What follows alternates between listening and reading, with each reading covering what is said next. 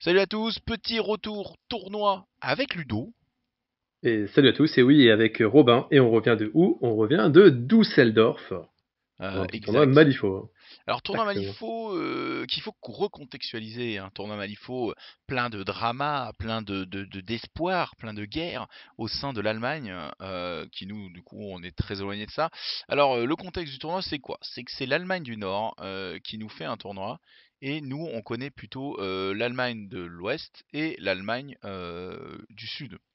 Donc c'était l'occasion de rencontrer cette communauté-là, à la fois pour nous, mais aussi pour l'Allemagne du Sud, des gars comme Harald et quelques-uns de ces gars qui sont montés à la rencontre de cette Allemagne du Nord. Et c'était aussi pour faire un pont et un peu unifier l'Allemagne, un peu comme nous on fait avec notre circuit Open en France pour essayer de faire en sorte que les communautés apprennent à se connaître et de nationaliser un peu plus le jeu pour éviter que ça soit des régions un petit peu Astérix style renfermées sur elles-mêmes qui jouent entre elles. Essayer de faire que tout le monde se rencontre. Bon, ça marche très bien en France. En Allemagne, c'est en train de se construire. Et donc, Düsseldorf était un open en fait. C'était un open Exactement, allemand. c'était un Open de 2 jours, hein, puisque d'habitude les tournois où on va en Allemagne, c'était des tournois que de 1 jour, là c'était le premier de 2 jours, donc ça fait Exactement. plaisir, un setup de ce style. Et donc, du coup, on voit que l'Allemagne a les mêmes contraintes que nous en ce moment, les mêmes enjeux en termes de développement de communauté.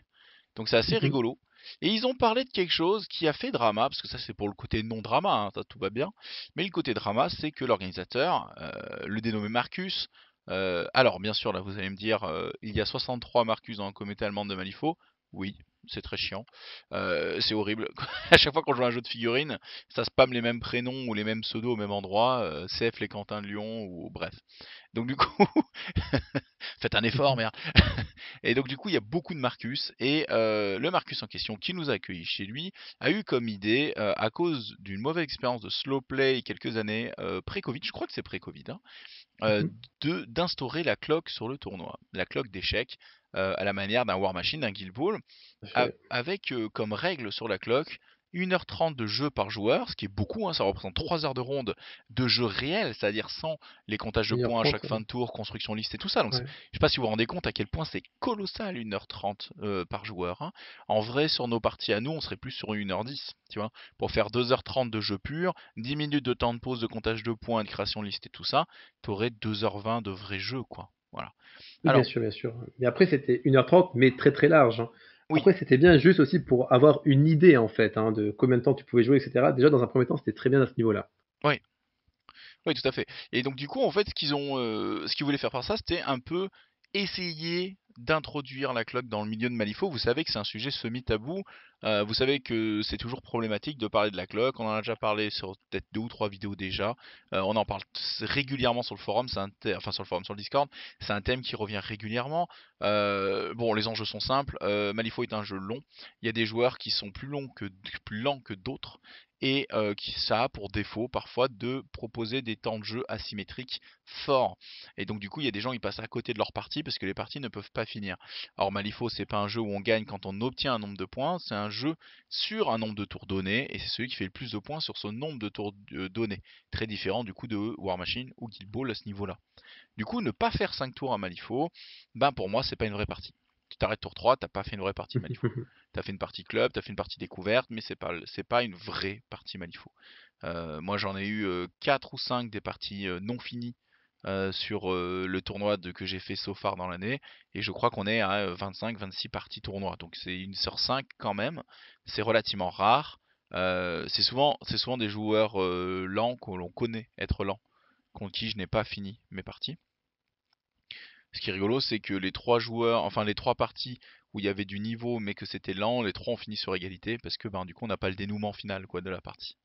Euh, bon voilà. Et alors du coup pour pallier à ça, l'idée de la cloque est pas mauvaise parce que c'est juste un arbitre de temps impartial, hein. Vous connaissez mon speech à la con là-dessus. Vous l'avez déjà entendu, je m'en excuse déjà d'avance. Donc, mais ça reste quand même un bon truc parce que on a pu voir qu'à Düsseldorf il y a déjà eu des rondes où les gens allaient au bout d'1h30 quoi.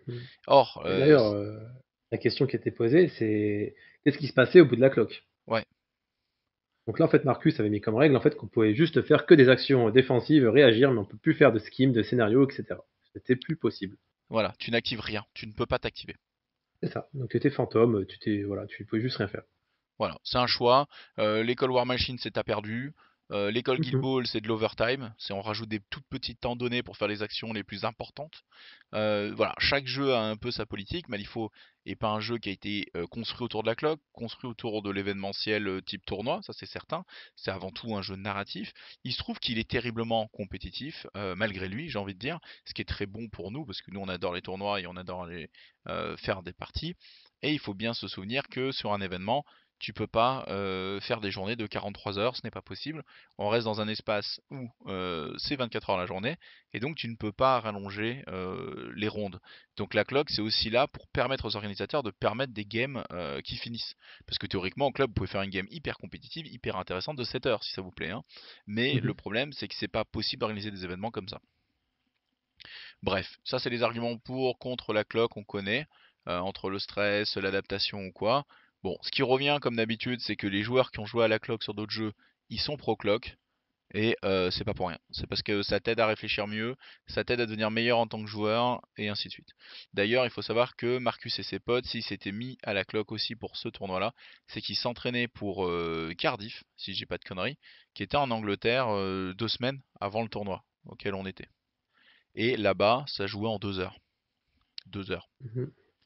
Nous, on est en 2 heures et demie, c'est déjà pas facile. Ils jouent en 2 heures. Voilà. Je dis pas que c'est un objectif. Moi, j'aime bien 2 heures et demie. Je trouve que c'est un temps qui est plutôt bon. Mais déjà, atteindre 2 heures et demie, c'est déjà quelque chose. Voilà. Et Mhm. donc, du coup, ils mettaient la cloque pour s'entraîner à jouer assez vite pour jouer en 2 heures. Et sur le tournoi, ils sont quand même restés sur un format 3 heures. Bref, ça, c'est un peu pour les enjeux du tournoi, parce que vous voyez, c'est déjà le bordel, hein, il y a déjà plein de choses à dire.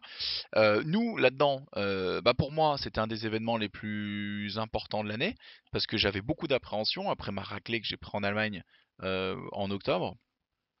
Je me suis dit, là, je vais aller rencontrer toute une communauté allemande que je connais pas. Je vais en prendre plein la gueule. Et tant mieux, je vais apprendre plein de choses, des matchs intéressants. Et du coup, c'était un peu le tournoi que j'attendais. Et j'en parle depuis des mois à Ludo, que voilà, j'entraîne des listes pour Mhm. ça. Voilà. C'était le moment, hein. C'était beaucoup entraîné pour ça, etc. C'était vraiment sympa. Ouais. Bon, je Plus, vais ce qui est envoyer. bien aussi, c'est que niveau logistique, etc., c'est pas si loin de chez nous, etc., quoi. C'est-à-dire que c'est 4-5 heures de route, autoroute tout droit, allemande, illimitée, let's go, quoi. Yes. Ça, c'est vraiment un avantage. Ouais, carrément. Carrément que ça c'était très très bien. En gros, on peut le dire, hein, en termes d'organisation pure, le tournoi était un peu à la zob, surtout Oui. pour des critères allemands. Bon, alors ok, on avait le petit document avec les schemes, les machins, rentrer les scores et tout, c'est très allemand, très structuré. On n'avait pas de Mhm. définition sur les tables, il fallait se mettre d'accord avec l'adversaire, ce qui n'est pas un problème. C'est comme on fait en France, ça, hein, c'est juste que le Oui. standing allemand, très souvent, t'as des feuilles avec une photo Mhm. de la table vue du dessus, quoi et quoi, machin et tout. C'est presque trop. C'est un bon outil, mais finalement on peut vivre sans. C'est pas grave, hein, voilà. Qu'est-ce qu'il faut dire d'autre? Ils ont vraiment merdé pour moi l'organisation des repas, par exemple, ce genre de Ouais, au choses. niveau du timing, ce genre de Oh, choses. c'était Parce nul que, à chier. Euh, genre, on arrive, tout de suite sandwich, viande, etc., tout ce que tu veux. Ça c'est Tu allemand, fais une ça c'est ok. partie, tu fais une partie, ensuite tu fais le repas du midi, tu refais une partie, après tu remanges à 18 heures. Ouais, ça Tu c'était refais une scandaleux. partie, Ah et ouais, tu ça c'était refais une scandaleux. partie.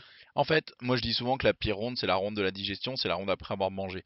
Et en fait, donc comme tu dis, le premier jour, on arrive petit-déj, très bien, ok, pourquoi pas, mais à l'allemande, c'est un petit-déj soutenu. Bon, tu manges ce que tu veux, t'es pas obligé de te servir comme un cochon. Tu joues, on mange le midi, on a mangé tard, on a mangé vers 13h30, un truc comme ça. On Mhm. fait une ronde l'après-midi, et il y avait le repas, il était imposé à 18h. Donc du coup, on a moins de 4 heures entre les deux repas, et du coup, on redigestion et une game après en soirée, après le repas. Mhm. Et donc du coup j'étais à l'envers. Enfin, c'était nul quoi. C'est pas Ah ouais, méchant, c'était un mais peu c'était spécial. vraiment nul ça, hein. Mhm. Après, on en a parlé à l'orga, à Marcus, etc. Le vendredi, c'était, enfin le vendredi, le dimanche, c'était un peu plus soutenu, etc. Ils respectaient mieux le timing. Oui, parce qu'il y a eu ça aussi, c'était un peu flottant, donc parfois entre les rondes il y avait un temps mort de 40 minutes, ce qui fait que moi parfois je faisais des rondes qui finissaient en 2h15, 2h30 avec mon adversaire, et il y avait quand même 3 heures, 3h15 de ronde au total, donc 45 minutes, puis un quart d'heure de flottement et machin, et du coup ça te sortait du tournoi constamment. Je trouve que c'était vraiment nul pour ça aussi, l'enchaînement des rondes et des timings était vraiment pas ouf. Ça, les repas qui étaient placés n'importe comment. Ils n'étaient pas tributaires des repas, c'était le restaurateur sur place qui a un peu imposé ça. 14h, 18h, bon, bâtard quoi, hein. Mhm. Mais voilà, ça c'est pour le négatif du tournoi, parce que c'est à peu près tout ce que j'ai à dire de négatif Après, sur le on peut tournoi. pas tout avoir, hein. Je pense que là, on revient à moins de 100 euros le week-end complet, avec Oui, bouffe, trajet complet, ah oui, oui. etc. Donc, Ouais, oui, faut ça c'est tout. débile. C'est de l'autoroute allemande, donc tu roules à 150 km/h, tu fais gaffe à pas mourir si tu vas sur la voie de gauche parce qu'il y a des mecs qui vont à 220, mais en gros c'est tout, il y a pas de tu payes pas ton autoroute, enfin voilà, ça va.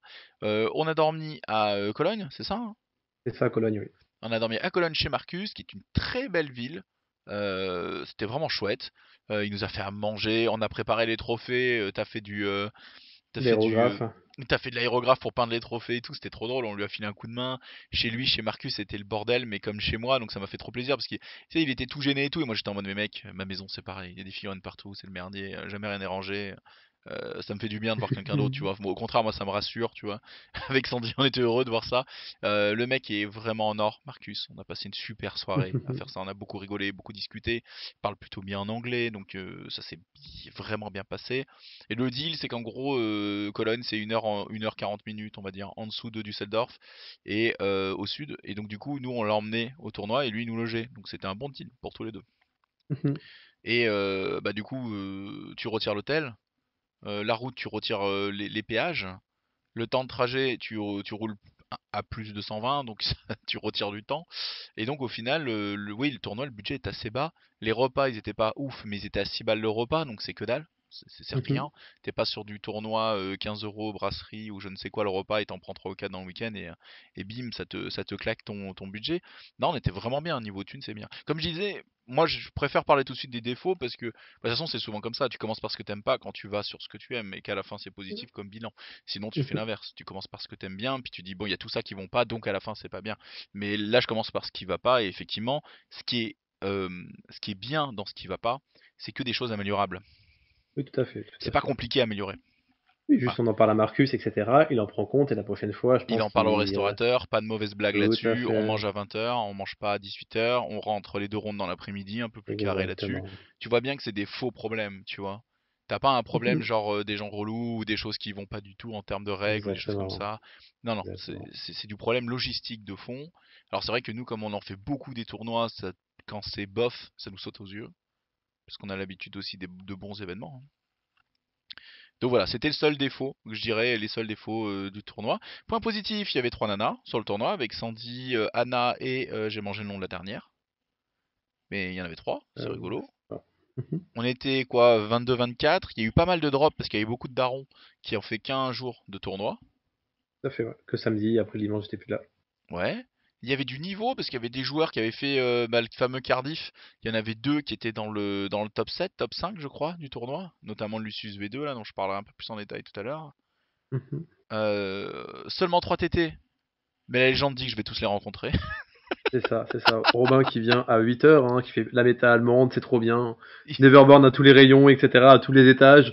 J'ai jamais avoir de TT. Et là, qu'est-ce qui se passe? Et ben 3 TT, 0 Neverborn. Et let's go. Non, c'est faux, j'en ai rencontré un Neverborn, mais mais 3 Mais TT dans tous mais les à cas. moitié.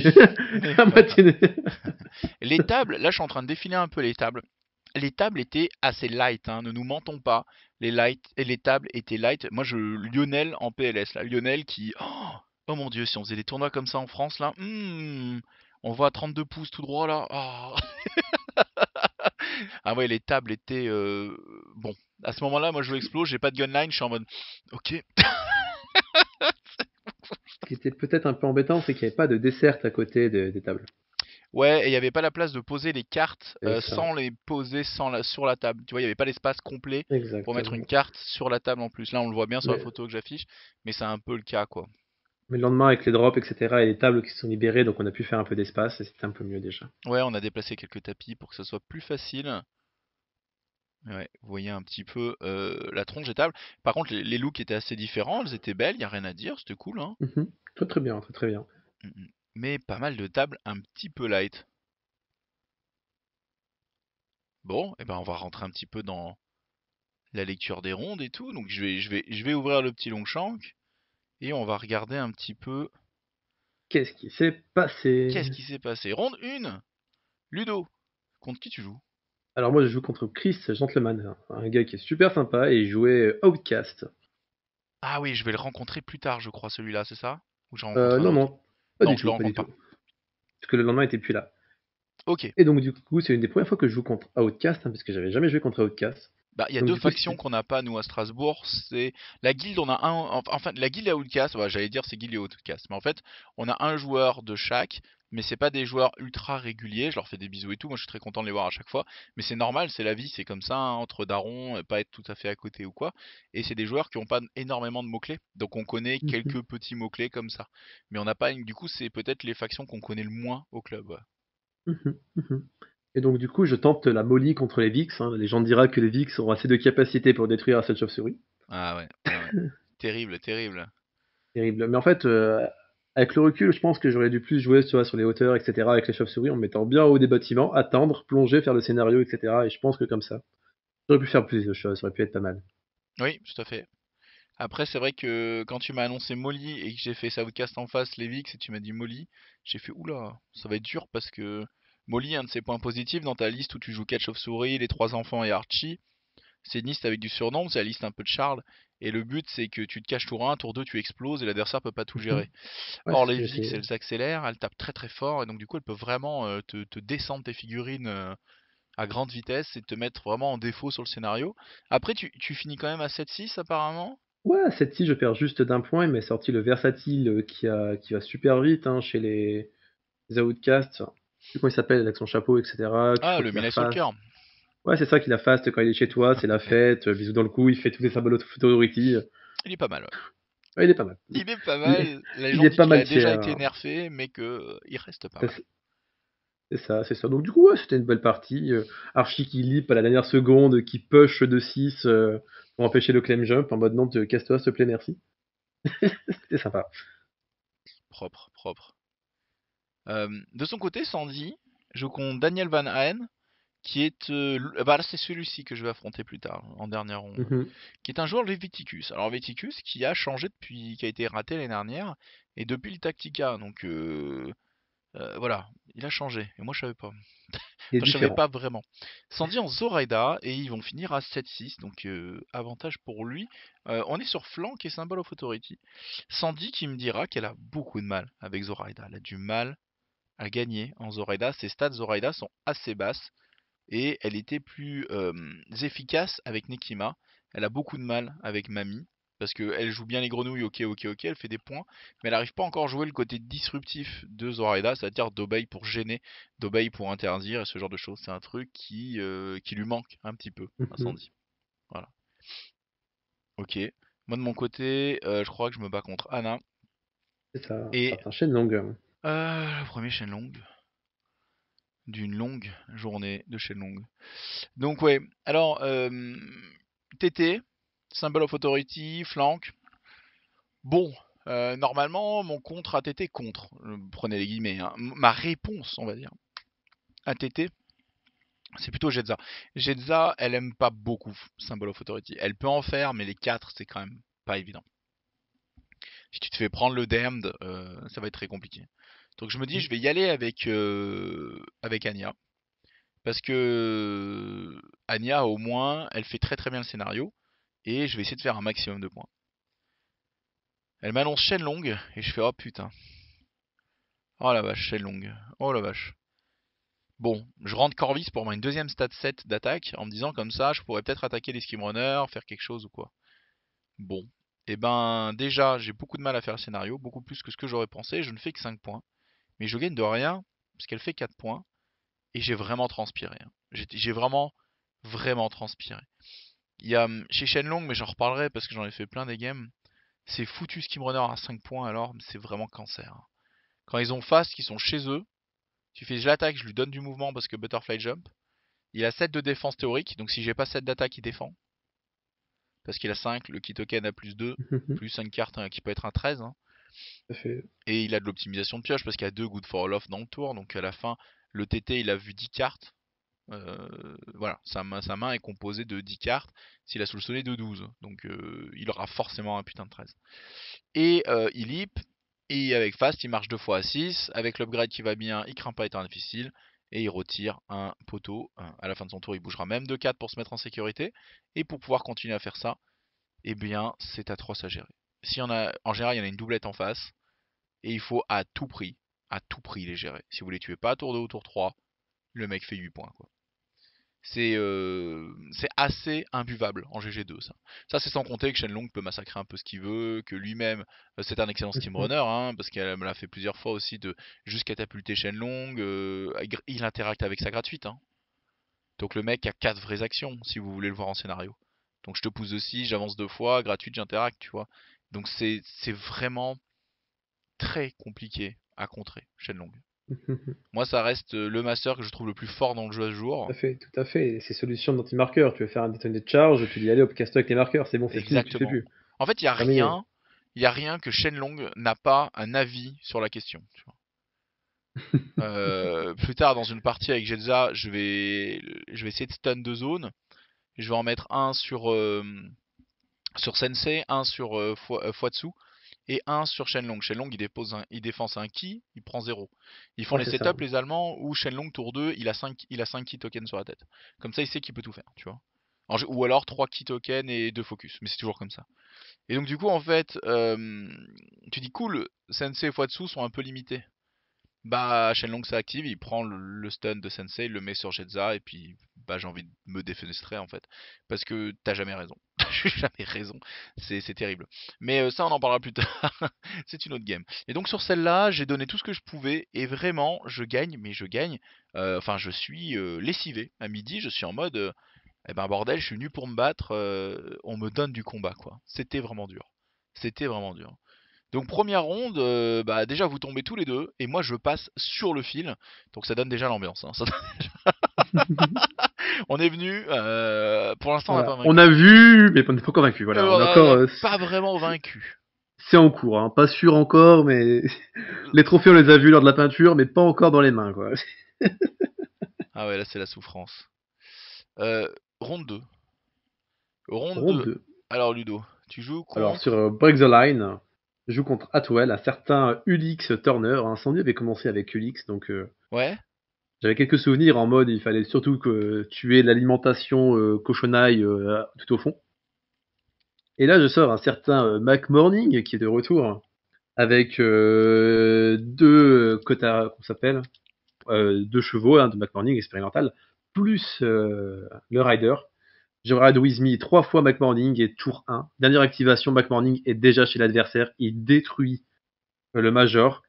Il reprend l'initiative, il détruit The Saw, puis voilà, c'est fini. Première partie où je finis à 8 points de victoire en tournoi. Très rare. Ouais bah c'est le scénario, c'est le score parfait, hein. C'est vraiment pas évident. Bravo. Mhm. Bref, c'était une boucherie, quoi. C'était le cas de le dire avec Unix. Ah ouais la vache. Donc ouais 8 points, en face 5. Mhm. Ulix Turner, ouais. Pas facile, on était sur un break de lane en standard. Ah ouais, McMorning qui quand même ton amour en ce moment en résu. Hein. Ouais, exactement, exactement. Il y a beaucoup de trucs à faire. Hein. Et puis c'est un peu en mode, écoute, je vais te détruire. Si tu veux pas venir, c'est pas grave, je vais faire du skim running avec lui, quoi. C'est ça. En En fait, il a fait, cette force-là de d'être très. Si le mec a pas de quoi le contrer, ce que tu mets sur la table en face de lui se fait dégommer. Et lui-même, bah, comme il a une gratuite où il bouge, bah, ça veut dire qu'il peut beaucoup faire de skim, quoi. c'est drôle, c'est l'inverse d'un skim runner. Là où le skim runner, il va fuir le tout le monde, là c'est le contraire. Tout le monde va fuir McMorning. Et donc du coup, comme il y a personne autour de lui, il est en mode, bah écoutez, je vais faire mon breakthrough, hein, vu que personne ne veut m'approcher. Ouais, c'est vrai, il peut. Sandy va jouer contre un arcadiste qui va jouer Hoffman V1. C'est un étudiant, c'est un bon gars avec qui j'ai pas mal parlé. Et je lui disais, ouais, tel rêve, tu devrais essayer, tel rêve, tu devrais essayer. Puis il m'a dit, je suis étudiant, donc j'ai un peu le starter et une boîte en plus, et je fais un peu avec. Donc j'ai fait, ah, je respecte ça, c'est la vie. Et Sandy est passée avec sa Titania à 7-3. Elle a fait une bonne game contre Hoffman. Après, elle connaît bien, mais elle devenait folle. Hein. Je la regardais, elle arrivait rien à tuer. Elle était en mode, mais putain, il crève jamais. Je fais, bah oui, c'est un peu le principe Hoffman, c'est que ça meurt pas. Ça meurt pas comme ça. C'est la Doge Qualitat, hein, et pour le contrer, c'est comme t'as perdu avec Anya en fait. Il faut surtout tourner autour, graviter autour, ne pas faire le combat, pas dépenser des ressources dans le combat et faire du scénario à fond, quoi. C'est surtout la Ouais, solution. c'est ça la solution. C'est ça qu'il faut faire. Faut éviter le frontal si tu ne peux pas le prendre. Parce qu'il y a quelques mots-clés qui vont pouvoir le prendre. Mais ça va pas forcément être évident. De mon côté, Shenlong. Sur un autre Marcus allemand, je vous avais dit que les Marcus allemands c'était insupportable. Euh, Donc, l'ami Marcus, je lui mets un 8-1, c'est quand même super violent. On va arrêter la partie tour 4. Là, on est face aux chaînes longues combo. Ça veut dire quoi? Ça veut dire samouraï, Fuatsu, sensei, un skim runner et beaucoup de support et trucs chiants avec le soigneur en mode je te mets phase, je te mets focus, je te mets machin, je te tire dessus. Et moi j'ai tout simplement dit ben ouais mais si tu peux pas me tuer, qu'est-ce qui se passe? Et donc j'ai mis Jetza, j'ai avancé en tas et j'ai pris des tirs Gatling dans la gueule en frontal. J'ai joué des covers, j'ai joué des concealing pour un peu limiter la casse. J'ai pris des bons dégâts. Les Hartoon faisaient le travail pour éviter que les focus aillent chercher des dégâts trop élevés. Mhm. Et Jetza le soignait. Et j'étais en mode, ben voilà, je peux deny ton jeu de damage avec mon crew tanky. Et en attendant, le Damned, Ostera vont faire le scénario de ouf et t'interdire de faire le scénario. Ce qui fait qu'on se retrouve tour 3 et on se regarde et on a compris qu'il ne peut pas gagner. Parce qu'il n'a pas assez joué le scénario, je connais pas ses schemes, mais il en a pas annoncé un seul, et vu la tronche de la table, c'est compliqué d'en faire dans ce qu'il y avait dans le pool. Donc du coup, ben, ça devient très problématique. On fait une partie sympathique, mais c'est ma partie du tournoi qui était un peu facile, entre guillemets. Celle où il n'y Ouais, avait c'est un pas back the trop de line, suspense. hein. C'est-à-dire que tu remets les tokens chez lui, etc. Et puis à un moment donné, tu vas le mettre tellement loin que ce sera plus possible de les ramener au centre vers chez toi, quoi. Ben, c'est ça, en fait. C'est que lui, il en avait zéro, quoi.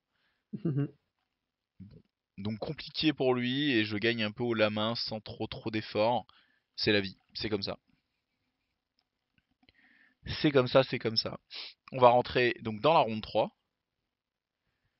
Alors ronde 3, Ludo.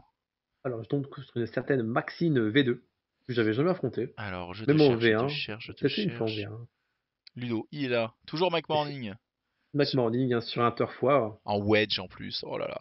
en wedge, c'est ça. En fait, là, ce qui se passe, c'est un turf war, il met ses deux poteaux chez lui, et après, il fait sa bulle au centre avec son ami Maxine, hein. Maxine V2, il t'a C'est joué, ouais. Maxine V2, c'est ça, plus les Fidji, les Mitsari, le lion, quoi. Ouais, ouais, c'est ça, ouais. La bulle au centre, sauf qu'il met son totem qui n'est pas insignifiant pour activer le truc, et McMorning lui fonce dessus, vu qu'il n'est pas dans la bulle. Il le détruit, et tour 1, il prend même le turf war chez lui. Il est en mode, c'est chez moi ici. Ouais, une belle pression au scénario. Après, le score est Et super serré, hein. Je vois 4-3, ça se joue de peu ouais, c'est alors. ça. Après, turf war, ça va jamais haut généralement au niveau des scores, à part si La, t'as la vraiment strat détruit l'univers. elle-même, la strat elle-même, c'est très facile de faire 1 ou 2 points, mais c'est très difficile de faire 3 et 4. 4, C'est ça. c'est limite, il faut avoir table rasée l'adversaire, quoi. Et l'autre flanc, j'avais Manos, donc tour 2, en fait, j'avais les 4 poteaux qui sont 4 coins. Lui, il avait le centre avec sa bulle, moi j'avais les 4 coins. J'étais en mode, let's go. Et t'as Savonnette autour de lui, du coup. C'est ça. Et après, et après en même temps, bah, après j'ai les deux cavaliers, quoi. Donc en fait, ils me servent de taxi pour McMorning. Et après, c'est des très bons skim runners pour même revenir en arrière, Roi de Rizmi, etc. et s'occuper de ce qu'il faut, quoi. Ouais, moi je les aime beaucoup, les Kentaroy, là. Je les aime bien, moi, ceux-là. Mhm. Ouais, c'est ça, c'est Ils sont ça. pas toujours aimés, mais moi je trouve ils font le Et il travail. a fait beaucoup de points avec son petit, comment ça s'appelle? Son petit robot là, son petit Ah ouais, scaphandrier, c'est ça? ouais, Calypso. Ouais, Calypso, ça ouais, reste c'est un truc ça. dingue, hein. Ouais, complètement. Ouais, c'est dingue comme truc, hein. Il a Après, fait pas mal de points avec ça, hein. avec Precise, en 2 attaques, tu le tombes, quoi, avec McCorney, quoi. Bah, le problème, c'est que moi j'étais chez lui, puis son Calypso était déjà chez moi, donc du coup. Plus dur, ouais, plus dur. Après, comme dit, il a beaucoup couru après McMorning, il avait une capacité qui empêchait le soin. McMorning, il a vu ça, il a fait ouais, des conflits, vous avez une bulle, je peux pas me soigner. Écoute, un breakthrough, c'est pas mal, hein. Ouais, il Il faut a pas mis y des aller. skims. Je pense qu'il faut pas y aller. Moi, c'est un peu le défaut de cette Maxine V2, parce que je suis en train de regarder un peu dans mes crews, je suis en train un peu de drafter, qu'est-ce que j'ai envie de jouer en tournoi, quel est le point positif de ce master, qu'est-ce qu'il apporte par rapport aux autres masters que je joue. Moi, je joue beaucoup Anya, Yvan, Jetza, c'est mon trio de base, tout en V1. Et après, en V2, je travaille un peu Anya V2. Je la trouve extraordinaire, mais elle est très statique, ça me gêne. Je suis pas un grand fan. Alors que c'est bien, hein, mais je suis pas un grand fan. Jetza V2, elle apporte énormément, dégâts irréductibles. Dans certains match-ups, j'y pense. Mais la V1 étant tellement dingue, et elle me correspond beaucoup, j'ai du mal à annoncer la V2. Donc j'annonce quasi que la V1. En tournoi, j'ai jamais joué à V2 encore. Et donc je cherche comment rajouter des masters à ça. Et Maxine, je l'aime bien, elle est très polyvalente, mais elle a rien de plus réellement que les autres. C'est juste une excellente boîte à outils. Donc elle est pas mauvaise, mais elle est moins spécialisée que les autres. Les autres, j'aime bien parce qu'ils sont assez spécialisés. Et la V2 est plus spécialisée pour le coup, elle est vraiment anti-heal et tout ça, et par définition, c'est vrai qu'en anti-résu, elle paraît bien, tu vois. Mais c'est une bulle qui tire pas vraiment, Si tu l'évites, ben, ils ont l'air un peu cons. S'ils s'isolent, ils sont morts. Ils sont morts, hein, faut pas Ouais. déconner. Aucune figurine n'est réellement tanky chez elle. C'est peut-être Kia, peut-être Kia.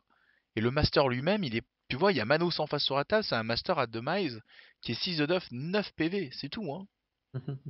Donc si tu la chopes avec ton McMorning ou quoi et qu'elle a pas sa demise, c'est fini pour elle, hein. C'est fini, hein, pardon, on parle plus. Hein. Bref, j'ai un peu de mal avec cette Maxine Ouais, je V2. sens bien. Après, Marc, il m'en vend les mérites tout le temps, donc il faudrait qu'il me la joue pour que je m'en rende compte. Marc, l'ami suisse, hein, bien sûr. Ouais. À ne pas confondre avec les 7 ou 8 Marcus allemands, bien sûr. Et moi, là, je fais une ronde de l'enfer. C'est la fin de la journée 1, on est sur la deuxième ronde de la digestion à cause de l'organisation des repas, qu'on en a parlé, et je tombe sur Sven. Alors Sven, il a fait quatrième à Cardiff, en jouant Lucius 2, seulement Lucius 2. Mhm. Et moi, je suis en mode, ok, bon, Lucius, affronté qu'une seule fois, contre Istra, il y a 1 an et demi, un truc comme ça au moins. Et il m'avait joué. J'avais joué Tony et en gunline j'avais sorti la moitié de ses filles. Et on avait arrêté la partie tour 3 je crois. Donc mes connaissances Lucius sont très très basses. Elles sont très très basses. Donc je me dis, je vais sortir Jetza, mais ça va être compliqué parce que je connais pas bien. Lucius, quand tu lis la carte, il est dingue. Le Master, la V2, elle est insane. Le crew, les gamins, c'est très fort. Il me sort les deux henchman, donc l'assassin, qui va jouer en skim runner sur un flanc, ce qui est assez intelligent parce que en frontal je pense qu'il se fait éclater et il fait pas assez mal. Par contre en duel, il a une gratuite, je sais pas si tu connais Ludo, qui dit à l'adversaire tu ne peux pas cheater contre mes attaques. C'est quand même quelque chose d'assez copieux quoi. Et il a mimique aussi donc il peut copier une attaque. Bon c'est l'un ou l'autre. Mais en gros quand tu vas le chercher avec quelque chose, il faut être capable de le tuer ou de le gêner sans te faire éclater par lui quoi. Et ça c'est compliqué. Du coup en skim runner ça a du sens. Les gamins qui ont lead the way le poussent et il avance sur la table en compagnie de ses potes. Et il menace, il pose des skims et tout. Donc ça en fait un duo qui est assez intéressant. Suite à quoi, au centre, il me joue Alan Reed pour mettre le bazar, et pas mal de minions, 2 obey, des trucs comme ça pour piocher des cartes, le crew quoi. Moi je lui sors une liste, je suis passé pour un noob hein, tout simplement, hein, à deux doigts de me faire insulter. J'ai sorti une liste avec une soulstone. Juste une soulstone. Oui, c'était risqué, oui. Donc j'arrive, j'ai une soulstone, il m'a dit tu sais que j'exécute sur 3 modèles, j'ai fait ouais mais j'ai une soulstone. Je m'en bats les steaks. T'as combien de cartes en main? 6, je m'en fous, je go quoi. Et il fait parce que j'ai de la défausse et j'ai des machins, tu sais, il était en mode je préfère te prévenir et j'étais en mode ouais mais let's go c'est un pari, tu vois, c'est un pari que je prends, c'est un pari que je prends. J'ai joué l'emissary pour le tech de hit parce que j'ai vu qu'il avait du mouvement sur le master avec une capacité. Il a des obéis, il a des lures et il était hors de question que je laisse sortir des figues de la bulle. Je rappelle qu'on est sur Turf War sur celle-là, hein. Ouais, c'est Donc je, bagarre, c'est je veux bagarre. Ouais. pas me laisser choper comme ça. Moi je veux avancer en tant que bulle, prendre les poteaux au centre, faire des points au centre et l'empêcher de lui faire des choses. C'est ça mon plan. Tour 1, je propulse, il connaît pas le Kurgan, je lui dis tu verras, c'est dingue, ça crée du jeu de ouf, ça permet d'attaquer tour 1, il m'a dit ah ouais vraiment. Puis alors je catapulte le Dam chez lui, le Dam dévore un des deux gosses, un des... comment ils s'appellent les gamins, j'ai oublié leur nom, les changelings. Ouais, ceux qui perdent le visage, etc., quoi que tu peux jouer. Ouais. Ouais, et qu'ils ont maintenant By Your Side, donc c'est des skimrunners Mhm. dingues, avec Stealth, hein, je rappelle, hein. Et These Guys, let's go. Donc je vais en bouffer un. Je vais en bouffer un. Et je gagne l'initiative que je prends, et je lui bouffe tout de suite un, un lawyer, quoi, direct. Double, double kill en 2 activations. Donc là, Marcus il fait un peu la tête, il setup en avançant un faux témoin pour faire une aura qui casse les couilles sur le dame parce qu'il veut le tuer. Et moi, Ostera le tue en one shot. Tout n'est qu'en one shot. C'est-à-dire que toutes ces figurines, je les ai tuées en une attaque. Avec des focus et des 6 dégâts et des machins comme ça, quoi. En mode, on discute pas, quoi. C'est des mignons, ça dégage, quoi. Et là, l'oiseau, boum, 5 dégâts sur le faux témoin, pareil, il décolle. Là, il me regarde, il faut qu'il y ait 3 kills en 3 activations entre la fin du tour 1 et le début du tour 2. Sa liste, elle va me perdre énormément en puissance et en activation. Il sait que ça va devenir compliqué. Lucius est obligé de rentrer chez lui pour punir le Dam. C'est la seule figurine qui a vraiment des dégâts dans ce cas-là. Parce que enfin, il y a aussi l'Henchman, mais il est parti sur un flanc, donc il peut pas revenir. Donc moi je suis gagnant, il prend le dame, mais son master, il a perdu 2 tours de jeu. Un tour où il a avancé pour se placer pour chez moi, un tour où il est rentré chez lui pour attaquer. Donc ça fait beaucoup de temps perdu. Du coup Alan Reed se retrouve un peu isolé, et je vais pouvoir le punir et le démonter au milieu de la table. Alors que lui il est super chiant normalement, là je le tape par rangée de 3 dégâts, je le soigne de 3 que je transforme en dégâts, enfin bon, je veux vraiment lui faire la misère. Et malgré ça, malgré le fait que à l'attrition je suis très très très bien, très très très bien, et je ne perds que le dame de la partie, et ben je gagne que 5-3. Parce que l'ami Sven, il joue son Lucius, mais d'une façon, c'était magnifique. Comme il a du contrôle dessus, comme il a des bonnes choses, des belles boîtes à outils, il joue aussi le doppelganger. Il se retrouve à contrôler sans cesse mes figurines, à m'interdire de faire certains trucs, me casser des schemes, me casser des scénarios. C'est vraiment, c'était beau quoi. Vraiment, on a fait une très très belle partie. Vraiment une très très belle partie. Voilà. J'ai fini par envoyer Lucius à travers les forêts, parce qu'il craint les forêts, donc il devait marcher jusqu'à un décor pour ensuite secret de passage. Donc il perdait beaucoup d'actions, et tous les tours le Kurgan lui courait après et faisait ça. Il le jetait dans des forêts, en mode moi c'est comme si je donnais slow au master adverse, tu vois, je vais l'emmerder quoi. Et voilà, et on finit à 5-3. Et nettement, mon match, je pense, le plus intense et le plus intéressant du tournoi, pour moi, là, cette ronde là. Autant dire que Alors, j'étais lessivé quoi. et tu découvres un peu Lucius, hein, parce que c'est rare de voir un Lucius sur une table. Hein. Ouais, bah on a vu qu'il y avait il y a un autre joueur qui, bah tu vois, on le voit là, il jouait contre un Résu, contre Jack Do, il a joué Lucius V1. Il y a un joueur guild qui joue Lucius V1, et Mhm. là, lui, il jouait Lucius V2. Je crois qu'ils vont faire un miroir Lucius V2 en ronde 5 ou 4, je sais plus. Donc c'est ironique, hein, parce que effectivement c'est un master qu'on voit très rarement, et pourtant il va y avoir un miroir de Lucius à un moment donné. Sven est vraiment très fort, j'ai une bonne découverte, et c'est un gars très gentil, C'est super très sympa, fun. souriant, etc. Ouais. Après, j'en parlais à Marcus, son seul défaut, c'est qu'il est un peu brouillon à la table. Sur les derniers tours, j'essayais d'être le moins chiant possible, mais parfois il se déplaçait à l'arrache. Et je le reprenais sur des mouvements ou je le reprenais sur des trucs. Et je m'en Mhm. excusais et je lui disais c'est vraiment parce que là, chaque pouce compte, quoi. Chaque placement compte. Parfois il se plaçait un peu à l'arrache, puis après il se replaçait un peu parce qu'il finalement il voulait. Et je disais il faut être plus carré, quoi. Et je pense que s'il serait un peu plus carré sur ses mécaniques, il serait encore meilleur. Mhm. Mais c'est vraiment un très bon joueur et j'ai hâte de le recroiser en tournoi ou en free play parce que c'est un mec. Les games elles étaient démentes quoi. La game était c'est une des 5 meilleures games de Malifaux que j'ai fait sur le jeu en un an et demi, c'est là, avec Sven. Là c'en est une quoi. Insane. Voilà, peut-être avec celle de Fox, mes 2 meilleures games de l'année en tournoi, je pense. De Bourgoin, celle de Fox de Bourgoin. Donc ouais Ok, non, bah, trop bien. une game incroyable. Voilà, donc fin de la première journée où pas mal quoi. Alors j'ai oublié Sandy, on parle pas de Sandy, c'est comme ça. Sandy, ah oui, Sandy elle fait un Titania miroir. C'est vrai. Et elle vient me voir en colère. Souvent, Sandy, c'est les extrêmes dans ses sensations, hein. Soit elle est très contente, soit elle est super vénère. Je l'aime beaucoup, hein. Et donc, du coup, elle vient me voir et elle fait bah voilà, en négatif, il fait des moderates, ça fait 5 dégâts to turn sur ma Titania à moi. Je dis ah bah oui, et là c'est Titania, il n'y a pas de gestion de pioche, c'est un peu le premier qui ping, le premier qui spike, pardon, qui fait des jets un peu au-dessus de la moyenne, qui a un peu raison. Elle joue contre l'Emissary qui va très très très bien faire chier la team à Sandy, mettant des slows, des staggers partout. Sandy, elle a pas vu le truc venir. Elle se fait tuer sa Serena, donc elle a plus de soins et plus d'anticonditions. Ça va mettre très très très dur la game pour elle. Et voilà, donc elle la perd 7-3. En Titania V1 miroir. Quelle horreur quoi. Mhm. Et c'est la fin de la première journée. Et puis là, on rentre chez notre ami Marcus à Cologne. Et là, c'est la première surprise. Parce que qu'est-ce qu'on voit? On voit des gens avec des arbres. Ouais, Est-ce qu'on en parle de cette histoire ou pas? ouais vas-y, vas-y, vas-y. Et donc, du coup, on commence à conduire. Et en fait, le 1er mai, en Allemagne, nous, on s'offre du muguet, tu vois, c'est sympa, c'est pas grand, etc. Ça passe pour s'offrir. Sauf qu'en Allemagne, ils s'offrent des arbres. Donc, vous voyez des gens avec un arbre qui se baladaient, qui couraient dans les rues, qu'ils avaient décoré, etc. Bon, généralement, c'est des gens que vous avez d'un côté, ils avaient une canette de bière. De l'autre côté, ils avaient un arbre. Voilà. Et alors, il le décorait, il mettait des papiers dedans et tout, mais un arbre, ça comprenait un arbuste, mais un arbuste, genre, ça fait 2 mètres de haut quand même, hein. Et le mec, il y avait plein de mecs qui avaient ça sur l'épaule et ils se baladaient, il faut l'offrir à la femme que t'aimes, machin, enfin, what the fuck, quoi. Sinon, le muguet, ça va, hein, c'est 80 grammes le muguet, ça tient dans la main, c'est pas 11 kilos l'arbre à trimballer à l'autre bout de la ville. Incroyable. Incroyable, hein. Oh la vache. Ah, ces Allemands. C'était Mhm. dingue. C'était très très drôle du coup à voir, hein. Ouais, c'est drôle, c'est très drôle.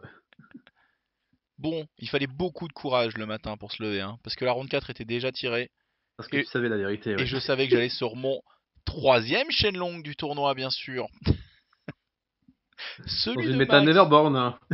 Oh la vache, putain. Toi, contre quoi tu as joué, là, Ludo, à ce moment-là, toi? Ah, moi, je jouais contre Résus, je jouais contre un certain Chimus. Ah, Et raconte-nous un je peu. continue. Donc on est Je en continue Lodestone Corner. Exactement. Donc moi, je sors ma classique hein, avec de Cantaroy, le Rider, etc. McMorning, McMorning. En Mac Morning. Exactement. Et lui, il me sort Chimus, mais avec beaucoup d'armes clés. Hein, vu qu'il va me sortir un Chimus, il va me sortir Anna Loveless, il va me sortir Vincent Sinclair, parce qu'il va s'attendre que je vais invoquer, alors que je vais pas du tout invoquer. Oui, ouais, ouais, ouais. Les corps avec les brouettes là pour récupérer les corps, je sais plus comment ça s'appelle ces trucs. Non, c'est le... Je vais aller chercher, continue. Ouais, c'est ça. Et donc du coup il y a ça et puis l'émissarie de chez les Résus. Ouais. Donc moi je m'attends à Chimus, je commence à mettre l'upgrade sur McMorning hein, parce qu'on sait qu'il va falloir éviter le Terrifying. Je détruis tour 2 le gros cuit, hein, l'émissarie. Bon. Ouais. Et là il me tire avec Chimus, mais le Red Joker sur McMorning, il s'en est Oh. pas remis. 9 dégâts, il a fait sa mère. Ah, ça va laisser une marque, hein. Oh, 9 dégâts. 9 dégâts sur McMorning, il fait bon bah je prends une Soulstone, je réduis de 1. Bon bah dommage. Ça fait 8, quoi. C'est ça. L'infirmière elle vient, elle essaie de le soigner, puis là il fait bah tu peux pas te soigner vu qu'il y a un Loveless dans le coin.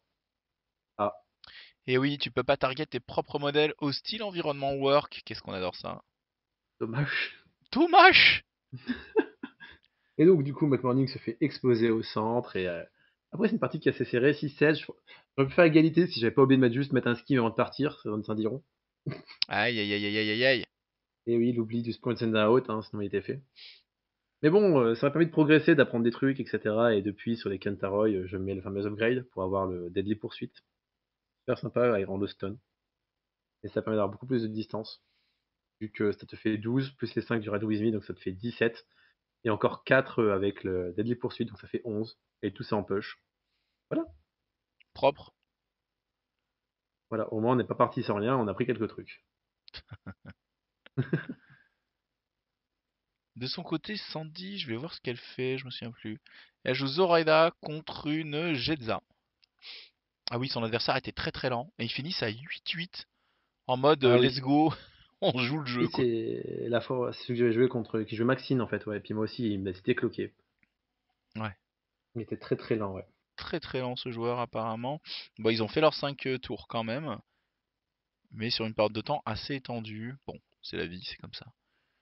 Et ils arrivent à égalité. Alors, pour la petite histoire, c'est ça qui était très drôle, c'est que la game de Sandy, on en discutait parce que moi je voyais la clock et je faisais oula, il reste 3 minutes au mec. Donc je vais voir Marcus, je fais Marcus, qu'est-ce que t'as décidé sur les fins de clock? Qu'est-ce qui va se passer?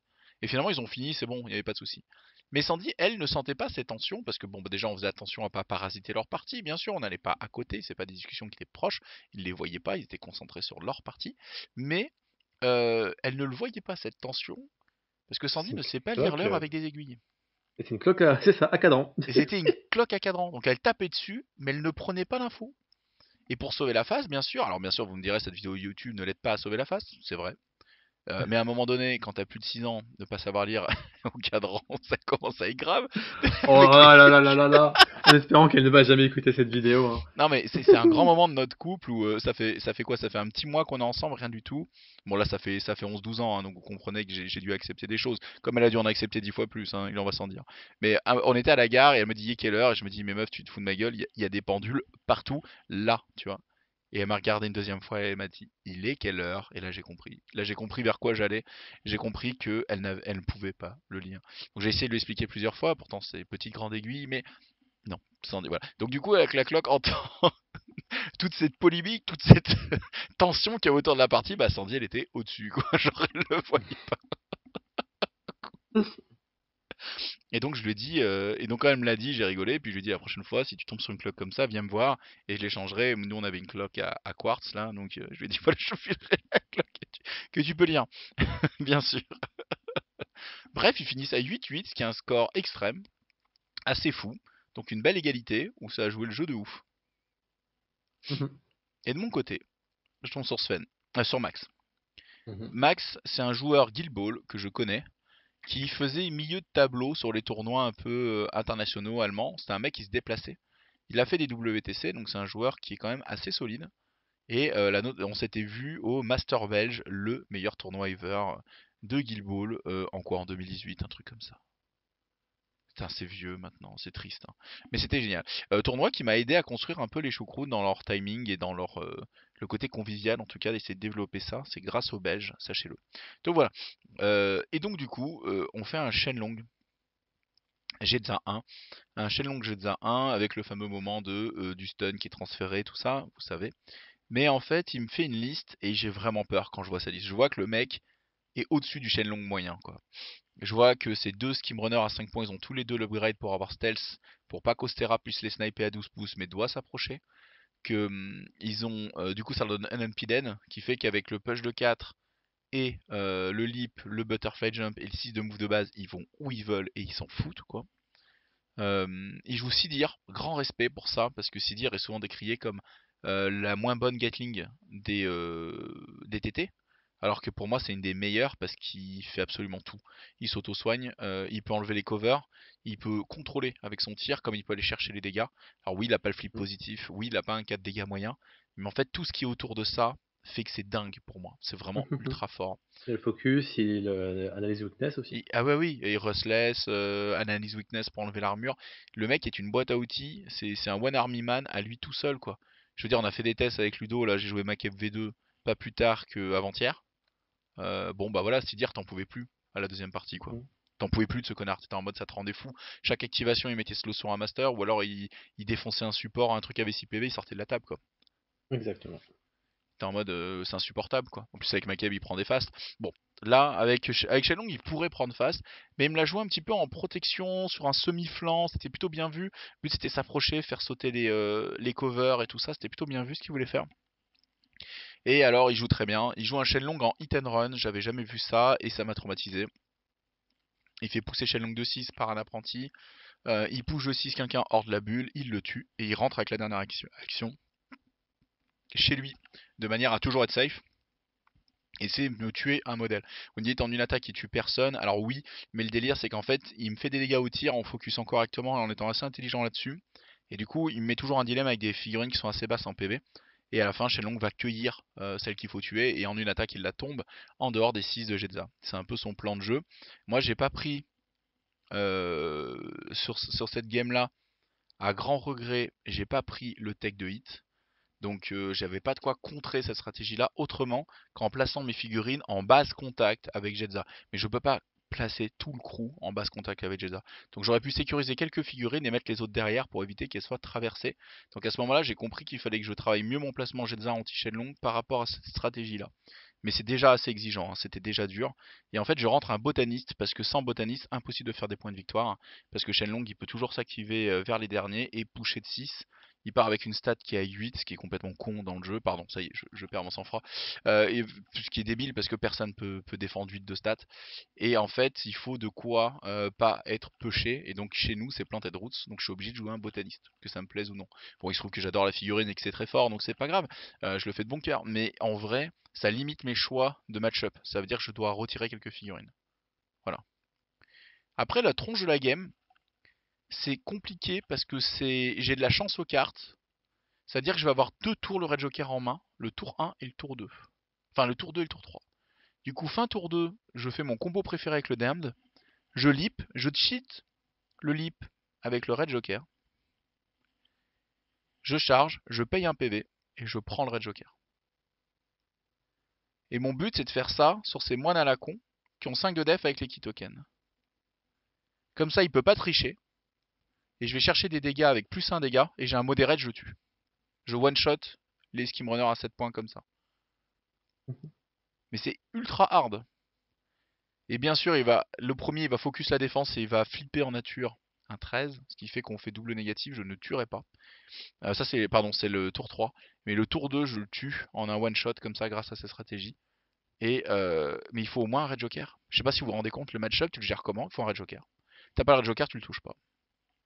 C'est Shenlong, c'est extrêmement frustrant à affronter, extrêmement dur. Là, si vous me dites, ouais, il y a peu de key tokens sur les machins, ouais, enfin, Shenlong, il prend l'ordre, les deux, ils prennent un key token, voilà. Et c'est très compliqué aussi de contrer une lodestone, où tour 1, en fait, le porteur de la lodestone, il transmet pas la lodestone, il reste avec. C'est le fameux skimmer à 5 points. Et en fait, il lui donne fast en fin de tour dernier. Et du coup, il l'active en tout fin de tour de Shenlong. Et le mec va marcher 3 fois à 6 au sol en ignorant les terrains. Puis, Deadly Poursuite de 4. Donc il fait 22 pouces au sol. Et tu peux pas le contrer, ça. C'est infâme. Moi, je comprends pas comment ça passe les errata, ce genre de choses. Parce que tu peux pas jouer dessus. Et comme il a l'upgrade avec Stealth, tu peux pas le target à plus de 6. Sauf qu'il Ouais. est sur son poteau derrière. Et t'es tour 2, quoi. Donc, enfin, c'est trop. C'est trop. C'est beaucoup trop. Donc voilà, donc vous connaissez un petit peu mon speech sur TT. Et un Shenlong, je trouve que c'est vraiment, vraiment infâme. Donc en fait, pour gagner contre un Shenlong, il faut ne pas faire d'erreur et il faut que lui en fasse. Moi, c'est ma vision du jeu actuellement. C'est un, faut pas faire d'erreur, tu fais des erreurs, t'as perdu. Si le Shenlong est bon, bien sûr. Et de deux, lui, il faut qu'il en fasse. S'il fait pas d'erreur, c'est l'enfer. Et il vous faut un ou deux Red Joker dans la partie, sinon vous ne toucherez pas dans les moments clés. Donc c'est assez compliqué. J'ai déjà comme point positif par contre de pouvoir soigner et du coup ça fait pas de ten opposé. Et elle soigne jusqu'à 4 maximum. Donc en fait il y a aussi cette option là pour essayer de tuer quelque chose. Il y a l'oiseau d'Ostera qui tape à stade 6 et du coup elle peut taper les petits, les totems et potentiellement le soigneur. Alors je tue un totem tour 1, il isole Ostera, il la tue, donc je trade un totem à 2 points contre Ostera. Voilà. Donc c'est quand même compliqué quand même, c'est-à-dire que Shenlong il a des réponses, hein, tout. Rien n'est évident dans le match-up.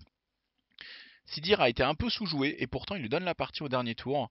Le dernier tour, je fais une erreur et on arrive à égalité là-dessus. On arrive à 7-7 parce qu'en fait il me déclare Hidden Martyr et je vais tuer entre les deux Skimrunner avec les upgrades et je vais tuer le second, donc du coup il fera qu'un seul des 2 points. Donc ça je sais qu'il joue qu'en 7 points.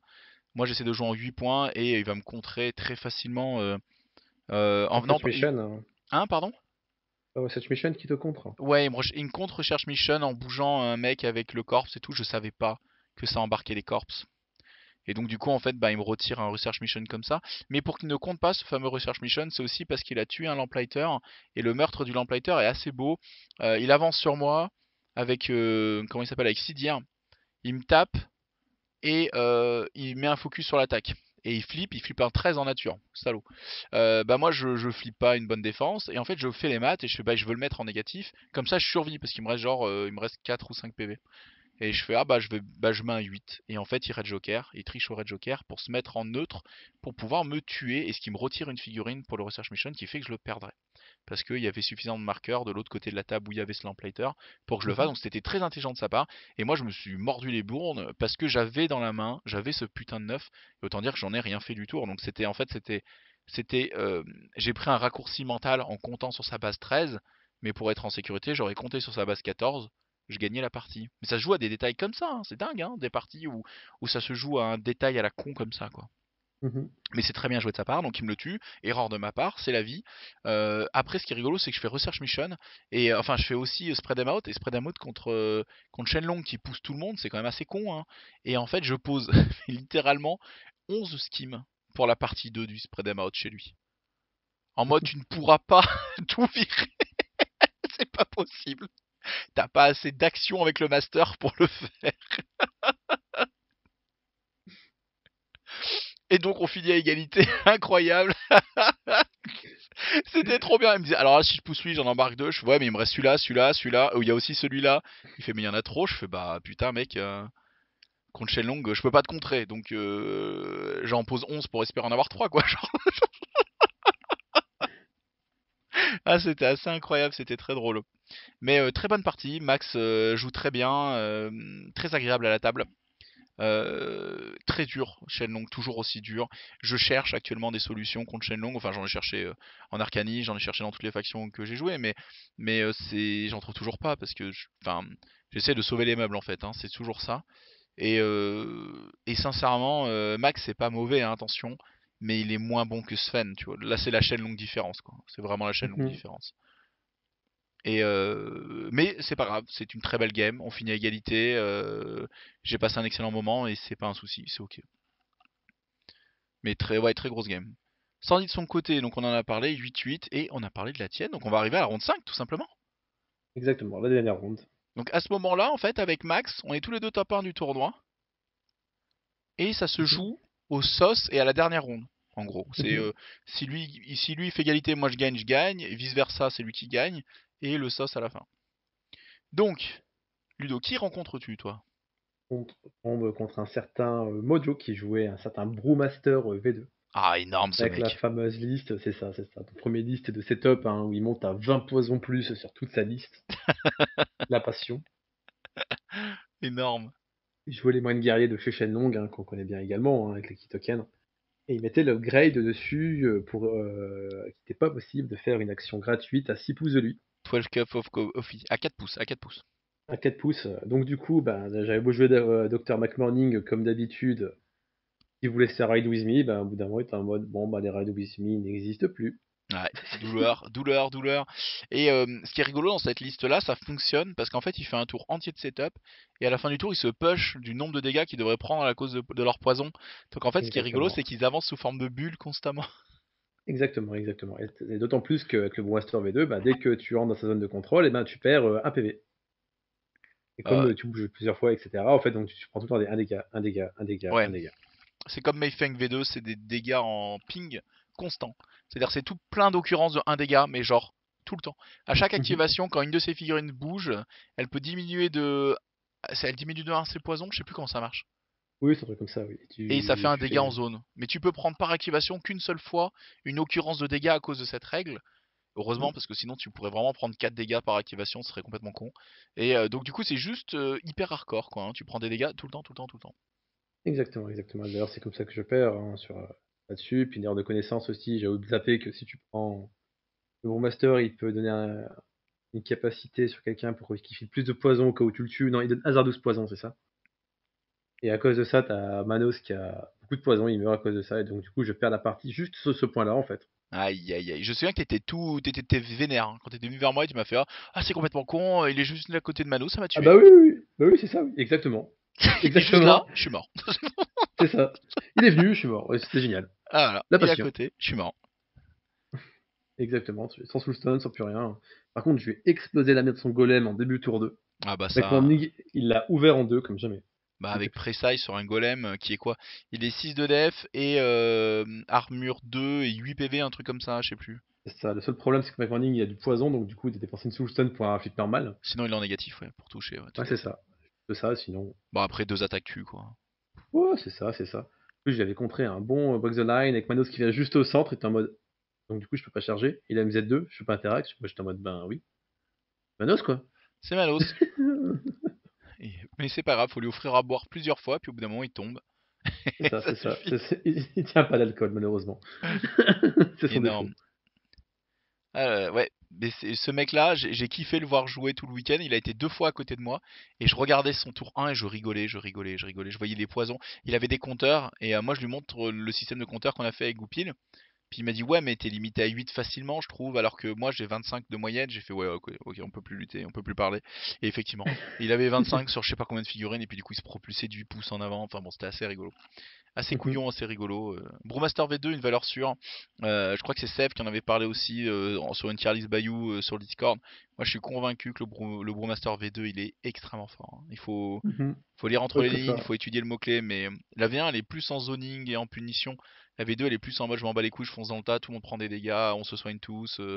On t'englue, on fait du scénario et tout. Et même engagé ou quoi, on fait des choses et c'est chaud, hein. Ouais, c'est exactement ça. Puis avec Sojo également, tu peux faire des choses qui arrivaient. Non, franchement, il y a de quoi faire. Sandy va jouer contre un Sven, mais pas le même Sven, parce que vous savez qu'on a droit qu'à très peu de prénoms dans la communauté. Et donc, donc, elle va jouer Titania V1 contre une Zoraida du Bayou. Et elle va lui mettre 7-4, ce qui est vraiment pas mal. Oui, elle m'avait dit qu'elle avait table rase des tout. Elle avait tout tué sauf Zoraida. Il restait que Mhm, Zoraida à la fin. Elle m'a dit qu'elle s'était, voilà, qu'elle s'en était très bien sortie dans cette partie, donc très bien. Moi de mon côté, je tombe sur le Daniel qui joue les Viticus à Sandy. À toi? Non, à Sandy. En ronde 1 ou 2, je me souviens plus. Et je lui sors ma Jetza V1 parce que je me dis Outcast très gros dégâts. Break the line, mon plan de jeu il est simple. Je me démerde à poser les deux marqueurs au centre. Et je me dis je lui laisse les flancs, je prends le centre et j'avance les marqueurs de façon à pouvoir faire 4 points avec. tu vois, de stratégie. Je les avance tous les deux à Mhm. 8. Et je fonce en faisant ça. J'envoie mon Damned qui va tuer ces waifus là. Tu sais, ces totems. Parce que quand il meurt, il repop sur ces totems. Ouais, ouais. Je joue dans ma liste le fameux maquiniste dont je parle dans tous les Tactica, celui qui ignore les auras adverses.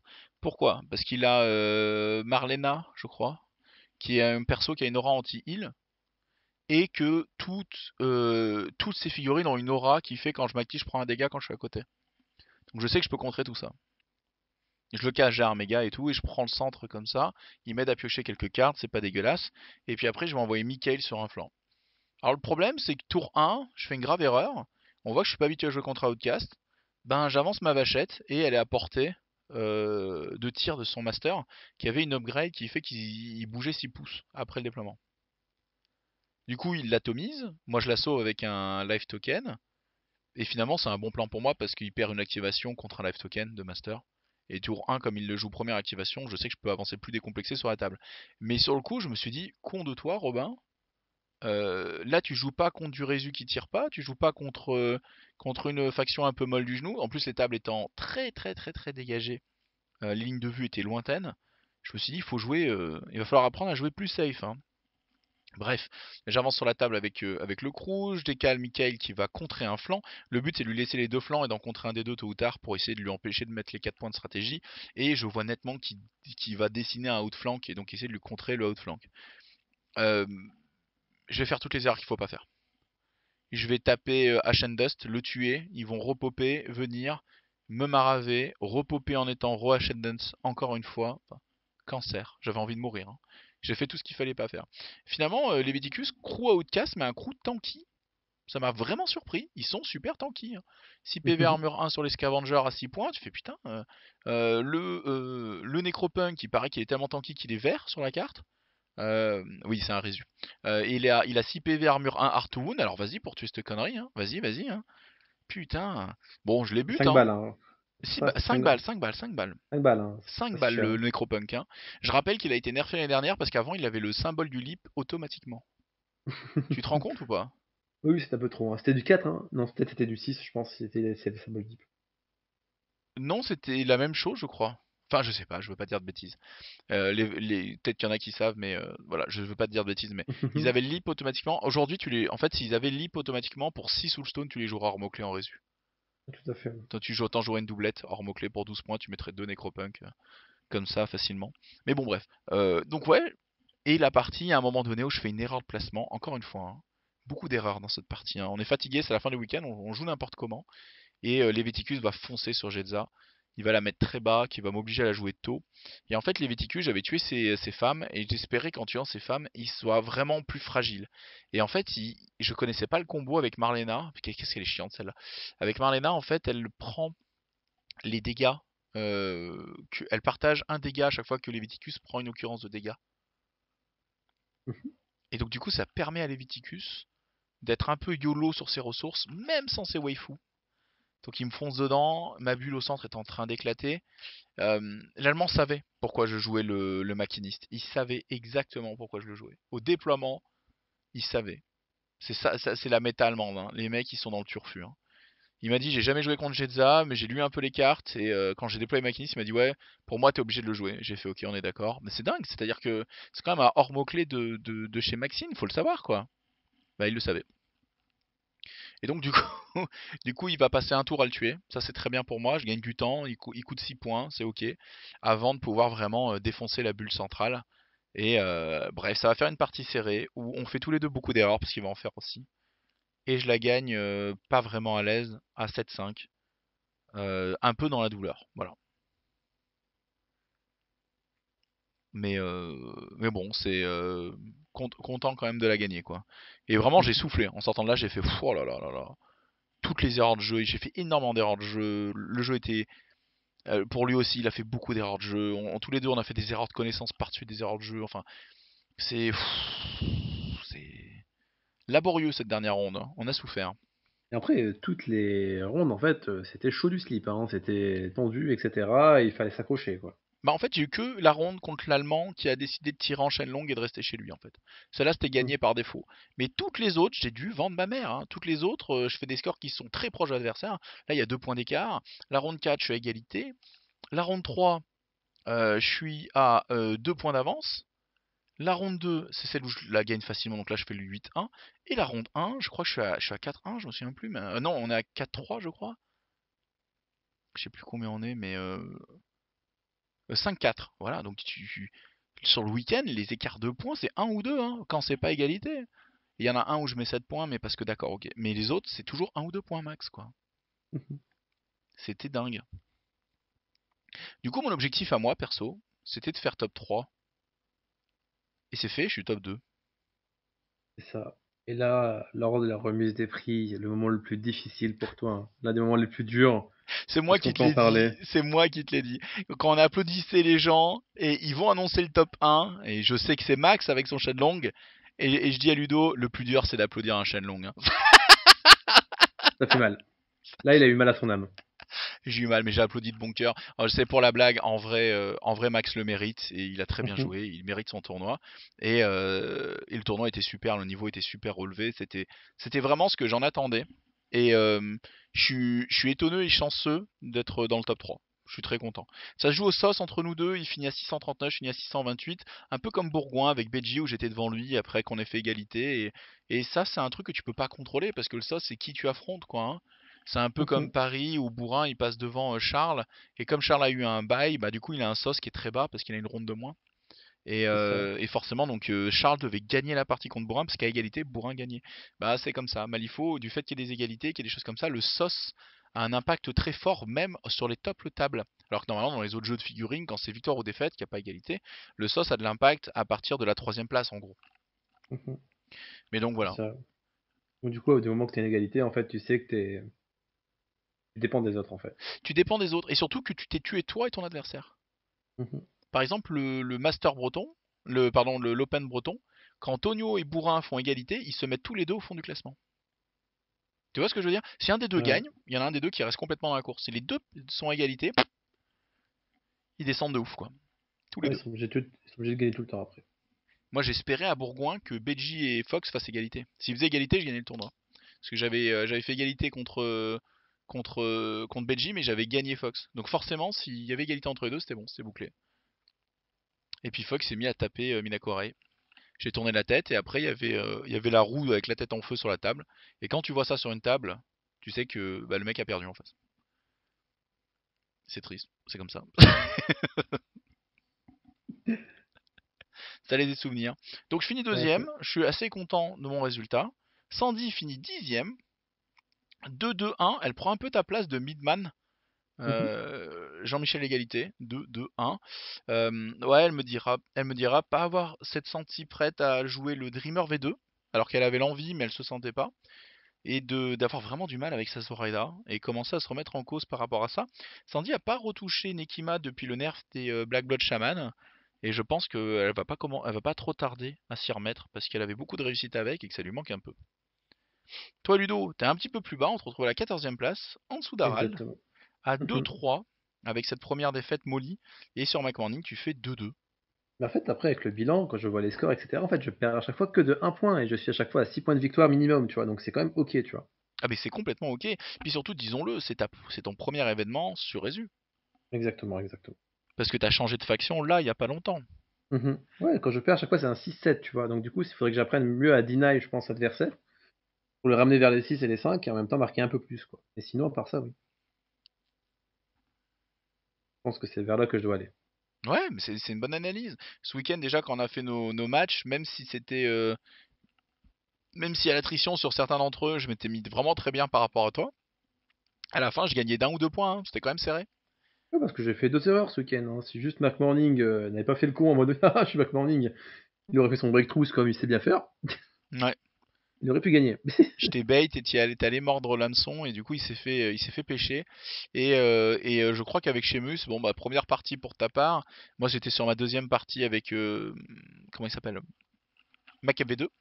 Et Mhm. au déploiement, tu me fais un cadeau, tu mets le totem en portée de d'avancer, tirer Sidir. avec Sidir, c'est la première activation de la partie, ça tue le totem, et puis let's go, quoi. Donc on se retrouve avec un Sheamus qui est quand même salement diminué sur la première activation de la partie, quoi. Mais c'est pas grave, c'est des parties de club, c'est des parties d'apprentissage, c'est des erreurs que c'est très bien de les faire en club, en fait.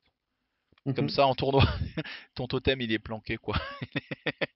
Non, mais c'est vrai, ça sert à ça, les parties club. Il faut accepter de les perdre, de les gagner voilà, de punir Mhm. correctement, voilà. Et avec Ludo, on se rentre dedans assez méchamment aussi pour ça, parce que comme ça nous prépare pour les tournois et ces événements-là. Le mental des Allemands est très solide à la table. Quand il y a des coups de poisse, ils sourient, ils rigolent, ils sont ok, quoi. On voit que c'est des joueurs habitués. Euh, Bref, moi j'ai beaucoup aimé ce tournoi. Mhm. Moi aussi, c'est pareil, t'étais très très bien. Et on sait que les occurrences seront nombreuses. Il veut faire ça tous les 4 mois, notre ami Marcus. Tout à fait. Sauf que le prochain, ça va être un tournoi par équipe, hein. Exactement, par équipe avec comme règle spéciale que des factions différentes. Mhm. Donc nous, ça nous va vu qu'on a chacun une faction différente. On va faire une équipe Strasbourg du coup, tous les trois. Ouais, ça y est, c'est annoncé, c'est officiel, c'est balancé. Ça sera en juillet, mi-juillet je crois, je sais plus les dates. Ouais, c'est mi-juillet, vers le 17, un truc comme ça. Ou le 15, 16. Semaine qui vient, week-end qui vient, c'est-à-dire autour du 15 mai là. Il y a Adarma, un tournoi une journée. Mhm, exactement. Chez Moi nos je, amis, ouais, un peu notre club jumelé, hein, qui est juste à ouais, c'est côté. un peu comme le club jumelé, c'est vraiment des bons gars. C'est là où j'avais pris une grosse raclée il y a quelques mois. Je vais essayer de taffer un peu mon ma cape V2, on verra un petit peu, mais j'appréhende parce que si je vois le nom de Léo et je vais avoir peur quoi. Je vais avoir peur d'un remake de la raclée que j'avais prise. Il serait peut-être temps que j'en reprenne une, ça fait un petit moment que j'ai pas pris une raclée là. Donc voilà, ça me ferait du bien aussi. Et on était censé faire un tournoi à Francfort début juillet, qui va être annulé. Enfin, nous, on va l'annuler parce qu'on va être en support d'un événement qu'on aura chez les Grognards, d'un tournoi Bolt Action qu'on ne joue pas. Mais on fera un peu d'intendance, c'est normal, c'est donnant-donnant. On est beaucoup aidé sur les choucroutes. C'est normal de rendre l'appareil de temps en temps. Et puis on fait tellement de tournois à Malifaux qu'on peut faire sauter un petit tournoi de temps en temps, c'est pas grave, hein. Exactement, exactement. Là, c'était quasiment 2 tournois par mois de Malifaux. Bon, il y a de la marge. Parce qu'au final, euh, quand je regarde, on a fait, on a fait 7 événements là, depuis l'été dernier. On a fait 7 tournois. Et on a raté Paris avec ton dos. Mhm. Moi, finalement, je ferai pas Bordeaux, malheureusement. Je vous invite à y aller, hein. Faites Bordeaux, ça va être super. Mais c'est un peu compliqué en termes de logistique. Et avec Sandy, on s'est dit, bon, pas cette fois. Une autre année avec plaisir. Et on va faire sauter Francfort. Et du coup, il y a 2 autres tournois à rentrer d'ici mi-juillet. Il y aura peut-être un Open de l'Est pendant août, mais ça, on en reparlera plus tard. Ce qui ferait encore 3 tournois, ça ferait 10 tournois en un an. Et en septembre, on reprend tranquillement Avec le avec. choucroute. Mais comme le choucroute 6, il a été fait. Non, c'est le choucroute 5. Il date de août, je crois. Ouais, c'est ça. 28 août. Donc en gros, en une année, 10 tournois. Pas mal. Les vénères. Bon, ça va, c'est que la première année. Ça va, c'est que la première année. 10 tournois en un an, c'est quand même assez extrême si on tient cette moyenne, hein. Oh la Mhm. vache. Pouh. Ah, mais là, le Longchamp, au niveau statistique, on l'a gavé, hein. Bah là, on commence à avoir beaucoup de parties, hein. Je suis à 24, 28 parties en tournoi. On dépasse les 30 ce week-end. Ouais, ce week-end, on va dépasser les fameuses 30 parties. Et je suis assez fier d'avoir beaucoup de réussite en explo, hein. Parce que j'ai pas de défaite en explo. Autant en Arcanie, je suis à 4-2-0, donc bon, c'est comme ça, hein. En explo, je suis à 18-0-4, donc juste j'ai pas perdu, 4 égalités et 18 victoires. Ce qui fait un bon paquet de victoires. Après, je pense que c'est dû aussi à la première année. Euh, les communautés se construisent, le niveau de jeu grandit. Je pense que c'est l'année un peu de la folie, où tout varie, les résultats des gens varient. Parfois, tu fais des très bons tournois, parfois, t'en fais des mauvais. Tu vois ce que je veux dire? Je pense que c'est vraiment rien n'est figé encore. Tout est possible. Donc déjà faites des tournois. Et voilà, donc l'année prochaine, il y a peu de chances que je fasse des scores comme ça. Et c'est pas plus mal aussi parce que chacune des défaites, là, j'en ai eu que 2, mais chacune des défaites m'ont mis un bon taquet qui m'ont permis de faire des victoires derrière. Ouais, et bah écoutez, on en a pas mal parlé. Qu'est-ce qu'il nous reste à dire un petit peu? On a quasiment tout dit, hein. Du présent, du futur, du passé. On a parlé un peu de tout. Toi, tes objectifs un peu en résu, tu t'as des mots-clés que tu veux jouer dans les temps qui viennent ou quoi? Ah, je pense que Tormented, vu qu'il y a quasiment tout qui est peint, etc., on va peut-être laisser un peu le jouer. Ouais. Plus travailler Molly, je pense, ça peut être cool. Chimus, bon, on verra, mais sinon, voilà, quoi. Après, comme qui dirait, un Buck Morning qui fait du cheval, c'est toujours génial, quoi. Ah, ça reste une valeur sûre, hein. C'est très drôle, c'est drôle, hein. Tel le Vincent Sinclair, en mode, ah, ah, je suis premier de sa vocation. Et Buck Morning, qui est déjà chez lui, il fait, oh, qu'est-ce qu'il y a? Tu enlevé presque Ok. Ronald, hein, finalement. La méta Rush Ronalp. Ah ouais, ouais, complètement, hein. Le coup de poing dans la gueule, hein, le bonjour, bam! Bah oui, il est là. Oui, pas le temps, pas le temps, pas le temps. C'est vrai que Vincent Sinclair, parce que ouais, il partait sur genre tu vas invoquer des flèches construites en masse, quoi. C'est ça, oui. Ah ouais. Finalement, il a vu Buck Morning à 1 mètre de lui, en mode, non. Et puis Vincent Sinclair en recyclage, il est pas si ouf, hein. C'est pas une ref dingue à côté de ça, hein. Il est 6-7, ce qui est dingue en soi, mais le reste est pas fou fou fou, quoi. Exactement. Ok. Non, bah c'était super de pouvoir vous faire un petit peu ce retour sur Düsseldorf. Un tournoi qui nous a tenu vachement à cœur, parce que bah, justement, on l'appréhendait, on allait voir une nouvelle communauté allemande qu'on ne connaît pas. Maintenant, on connaît bien une bonne trentaine, quarantaine de joueurs allemands différents qu'on a croisés sur différents événements. Donc on sait qu'ils vont plus se mixer aussi à travers Sud et Nord, Allemagne, Ouest-Est. Et aussi bah, sur le choucroute, le fameux choucroute par équipe qui aura lieu en septembre. Heu, il y en aura pas mal des Allemands. C'est Je ça. pense que comme on n'aura que 16 équipes, alors c'est dingue de dire ça parce qu'il y a quelques années, 16 équipes Guild Ball, on les faisait pas, hein. On faisait 12 ou 14, c'était très bien déjà, hein. Mais là, en fait, on peut monter assez haut, mais pour des raisons logistiques, je peux pas monter trop haut et je veux pas fatiguer mes bénévoles. 48 joueurs, je pense que c'est excellent, c'est le bon format, ça fait 16 équipes. Mais il va falloir que je les réserve entre guillemets, donc je donnerai des places aux Allemands, je donnerai des places aux Français, et puis on verra les inscriptions comment elles se font. Je les ai pas encore lancées parce que les règles du tournoi sont pas encore écrites à la perfection, j'y réfléchis encore, et mais ça serait trop tardé quoi. Mais réservez la date, n'hésitez pas. L'essentiel est là, c'est dans la même équipe, il faut jouer la même faction. Et voilà, ça c'est la première chose à savoir. Et après, ça sera un peu dans les détails. Je pense que là, on se dirige doucement vers. On joue une seule faction à 3. Ce qui veut dire qu'on a les mêmes restrictions qu'une faction. Donc ça dépasserait les nommés. Ça serait aussi sur les minions et les upgrades, par exemple. Voilà. On se dirige doucement vers ça. Pas de match miroir, ça sera aussi ça l'idée. Bref. Voilà, bah c'est tout. C'est tout. C'est tout. C'est Ça un fait peu déjà pas sec. mal, hein. C'est un peu sec comme départ. Voilà, c'est tout. C'est ça, c'est ça. Bon, on va se dire à la prochaine et surtout n'hésitez pas à commenter, donner votre avis, comme d'habitude, ça nous fait plaisir de lire, si ça vous intéresse pas, ce que vous en pensez de nos aventures et cetera. Yes, Voilà, merci à vous de nous suivre. À très bientôt les copains. À plus. à plus, tchou tchou.